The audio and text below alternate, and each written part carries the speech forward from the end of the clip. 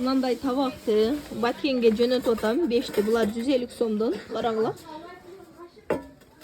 Буну эмне кылат экен билбейм. Мунун баягы үйгө иштеткенге оорго.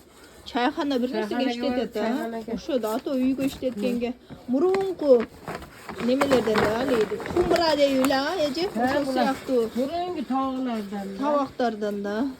Атайы азыр ошо мурунку чайханалардын аттары болтот, ошолорго окшойт. Билбейм эмнеге иштетет. Ушудан 5'ти Баткенге. Бүгүн алып атам. Ошо Баткенден лейлек арка жака жөнөтөм да. Экинчи күн жөнөтөм. Бүгүн алып коюшат.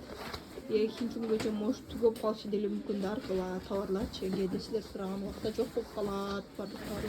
Андан тышкары мындай түрдүү табактар да бар экен. Мындай чайник жайлар.